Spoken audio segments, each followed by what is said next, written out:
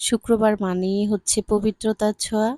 Hello everyone, আসসালামু আলাইকুম। আজকের ব্লগটি শুক্রবারের দিনটিকে নিয়ে সবাইকে আমার নতুন একটি ব্লগ দেখার আমন্ত্রণ জানাচ্ছি।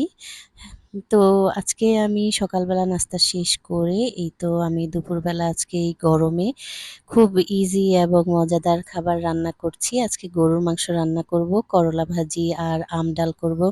এই তো আমি গরুর মাংসটাকে সব মশলা দিয়ে মেরিনেট করে কিছুক্ষণ রেখে দিব। তারপর চুলায় বসিয়ে দিব। তো চুলায় বসানোর পর দেখলাম গ্যাস একদমই কম।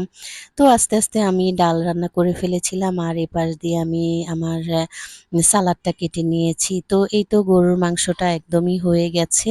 যেহেতু প্রেসার কুকার দিয়ে রান্না করেছি, তো আমি একটা কড়াইতে ঢেলে নিয়েছি আর কিছু রসুন দিয়েছিলাম আজকে। একটু অন্যরকম করেই রান্না করেছি। খুবই মজা হয়েছিল, সবাই খেয়ে বলেছিল। তো দুপুরের পর একটু রেস্ট নিয়ে বিকেলবেলা সেমাই রান্না করেছি। আমার বাসায় সব বাচ্চারা এবং বড়রা সবাই সেমাইটা খেতে খুব পছন্দ করে। তো সবাইকে বিকেলবেলা সেমাই রান্না করে দিলাম। এই ছিল আমার শুক্রবারের ব্লগ। সবাই ভালো থাকবেন। আল্লাহ হাফেজ।